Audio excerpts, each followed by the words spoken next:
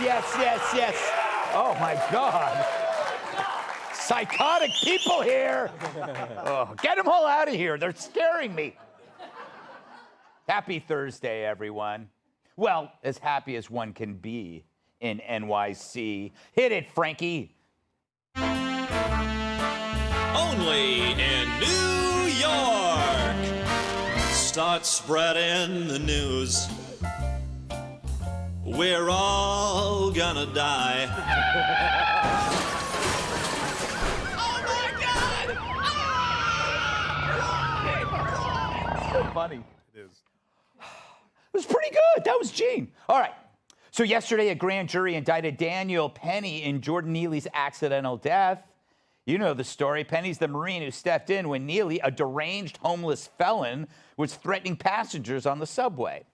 So thanks to Manhattan DA Alvin Bragg, who chose to charge Penny, this heroic Marine may go to jail for doing what he thought was right. That sucks. So what's this mean for all of us? Should this affect the way you defend yourself in a tense situation, especially in New York or other liberal cities or when you're around Cat? If cities cannot guarantee your safety, then it's placed on your imperfect shoulders. That's a funny word to screw up. Perhaps it's time to sue these politicians who put us in this situation, forcing people like Penny to defend others against madmen set free by these very same politicians. For now, we realize there's a price to pay for being a hero, but absolutely none for being a villain.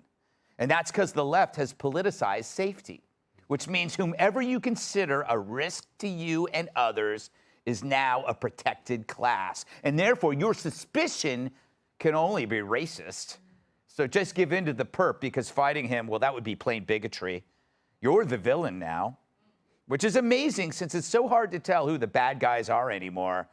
Like that knife fight. I always say that. Just like that knife fight in the middle of a New York City street last week. Two guys start fist fighting in the crosswalk. One pulls out a knife, fatally stabs the other guy to death. A few people tried to stop it, but they didn't want to get stabbed either. And everybody else just walked on by. You can see Jamie Lissau go right by there. You can hardly blame them, though. Why get involved, right? They learned their lesson. Just wait for the cops to show up and draw a chalk outline on the ground. Sadly, New York City has used up so much chalk, there's none left for the school teachers. Those diagrams always look like they're dancing. But get this, the victim was wanted for murder in Baltimore. It's true. The streets of NYC are so bad, even the murderers aren't safe. Tuesday, another man was stabbed to death on a train after arguing with a young couple and punching the woman in the face.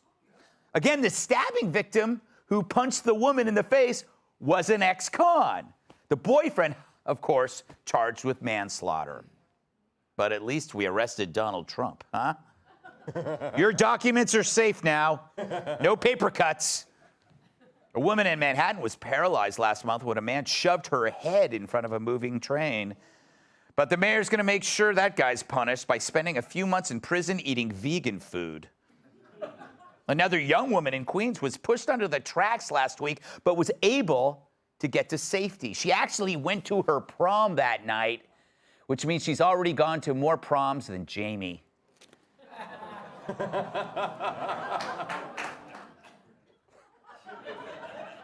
Crime is so rampant in New York City, Bill de Blasio feels safe finally admitting that he murdered that groundhog. You remember that? Remember that, huh? Quote, this is what he says: "Why would you want an elected official to hold a groundhog? I don't know anything about holding groundhogs." Well, dude, you didn't know anything about running a major city, and it didn't stop you from killing that too. That groundhog. Yeah, thank you. That groundhog got off easy. His death was quick. So why is this happening? Well, because Democrats allow it to happen. They look the other way. They reduce sentences for violent crime. They release predators. They demonize the police. They eliminate bail, and then they call it criminal justice reforms. But the only people who love the reforms are the criminals themselves. Their lives have never been better. And if you ask them, they'll say business is booming, because it is. And for the rest of us, life becomes a trap. where the environment the left fostered allows for dangerous scenarios that force good people to try to do the right thing and get arrested, or don't do the right thing and die. So my solution, why not give us citizens a heads up? If you give creeps freedom, then at least give us a running start. When a criminal psycho enters a subway, our phones should be beeping, like an Amber Alert, perhaps prompted by the perp's ankle bracelet. Is that a violation of his right to privacy? Well, you've already violated our right to live, so go yourself.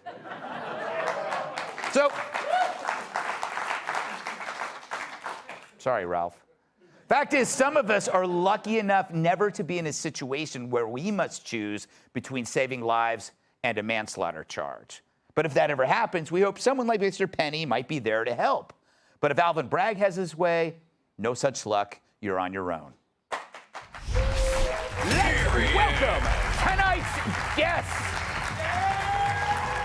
Let's hope God forgives him for being here tonight. Founder and chairman of the Faith and Freedom Coalition, Ralph Reed.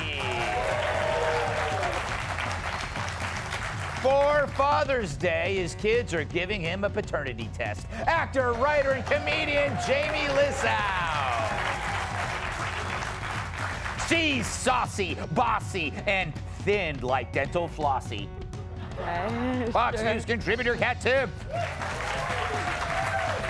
And his arms are so big, his sleeves are miserable. My massive sidekick in the NWA World Heavyweight Champion, Tyrus.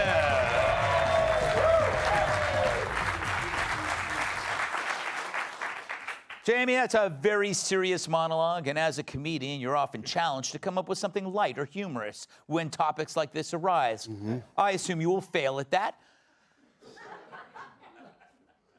Yeah, I'll be honest with you. When I saw this, I was like, yes, I can finally use all those sad murder jokes that have been piling up. Yes. But there is some serious stuff, man. Yeah. The Marine steps in, he's a hero, and this sets a terrible precedent. And I'll tell you what, I did find out from this story that I do not know how to spell precedent.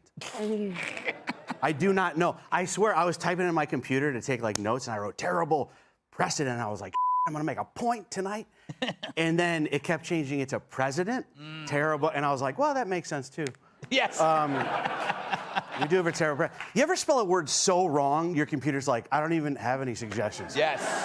I can't help you. You're right. It gave me one suggestion. It said, read a book, dummy. But so many weird stuff, like those two guys knife fighting in the crosswalk. I appreciate them being safety conscious and fighting in the crosswalk. I know, it was amazing. It was they right there. stayed in the crosswalk. Yeah, and did you see on the sign, it was two little white figures fighting in the crosswalk on the sign? And then you watch the people just there was a nurse. Yeah. A nurse walking through the crosswalk, and she goes around them, and it's just it's insane. His two stories freaked me out. The one was there was a lady pushing a 3-year-old baby. She was that was the one story. A few more details. Yeah. She was pushing the baby. She was yelling at the baby. Yeah. So then the woman who stabbed her, she stabbed her because she was mad that she was yelling at her baby, which I don't know a ton about this, but I would guess the least effective way to stop someone from screaming is to stab them. Yes. Do you know what I mean?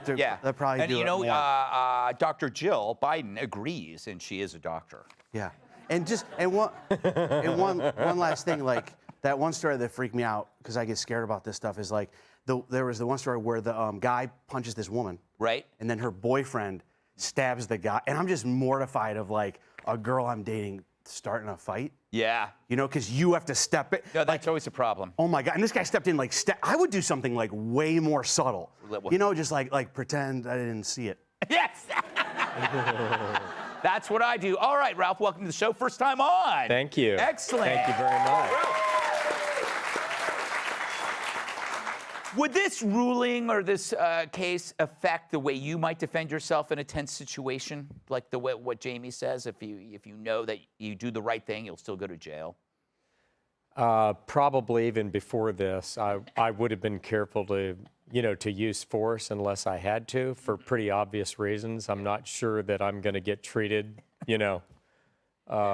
equally under the law. Your hands aren't lethal weapons? In these major cities. Yes. But, Greg, seriously, it is a reminder that elections have consequences and that policy matters. Yeah.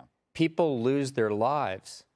I mean, when Rudy Giuliani became mayor of this city was violent, out of control, and was viewed as unmanageable. And through a combination of community policing, the broken windows approach to crime control, the idea that small crimes lead to bigger crimes and nonviolent crime leads to violent crime, right? He turned Times Square into Disneyland. This city became the safest major city in the world. And through, and Mike Bloomberg continued those policies, and under de Blasio and now Eric Adams, the city is unraveling. But what's really scary, Greg, to me, I live in Atlanta. This is happening in every major city in America. I live probably a mile from two of the biggest malls in the southeastern United States, where a 7-year-old child was shot to death by a stray bullet sitting in a parking lot in a mall. When you go to these malls, there are cops everywhere with M16s. Yeah. And it's really very simple. We know who the criminals are. We know who's responsible for this violence. They're being released on no recognizance bonds. We've got prosecutors like Bragg who won't prosecute him while he's chasing Donald Trump down. And it's a very serious problem. And I think what we need is a change of leadership in New York City and a lot of other cities all across America. Pirates? Do you think it's too late? Do you think the city's just screwed? Well, I think New York always can say, well, at least it's not San Francisco. So, they got that going for them. It's always, it could be worse, But obviously this is 1,000% trial by being white. If he was any other color, unfortunately, he would have been, it never would have got this far. There's one white guy going, yeah, about time. See how scared you are? Yeah, no one wants to clap. I'm telling you right now. They don't even want to clap. If it was my homies, it looked like, clap for yourself, damn. I'm trying to help you out. Even Jamie was like, please clap for me. Even though, again, you don't want to see anybody die. But it was 2 minutes that he had this guy down, not stretched to 15 like we're seeing exaggerated. And the people helping him were people of color. The people afraid were women and people of color.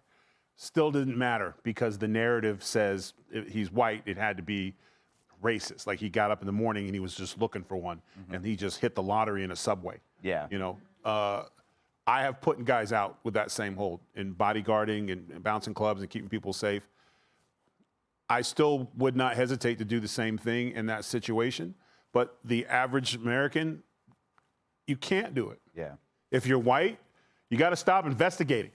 All the stuff you see in horror movies, white people don't do anymore. Yeah. If you hear a noise in the attic, go the other way. Yes. Okay? Don't investigate anymore. All right? You see a burning building, go, well, I'm sure somebody's got it. Yeah. Protect yourself because this man's life is going to be forever changed. Even with acquittal, he'll be stained. Yeah.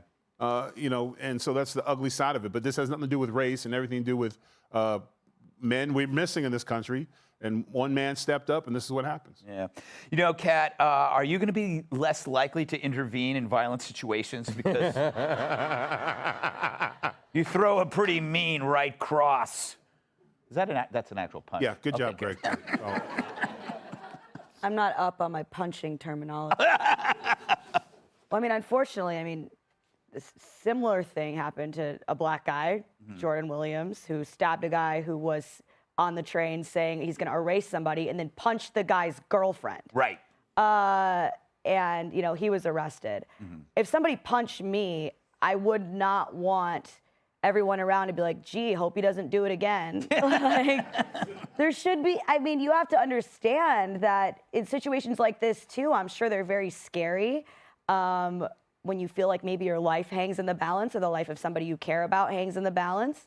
And you might not be thinking, okay, well, what is the exact appropriate amount of force to use and should I do this or should I do that? I mean, these are really scary situations, and I do not think I would succeed in one, as you pointed out. And I think, sadly, I think people are really too focused on, okay, does this fit the right narrative? Is this going to push a narrative for me? Or if it doesn't, based on race or whatever else.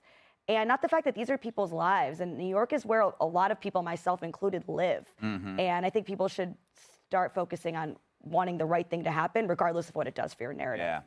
Excellent point.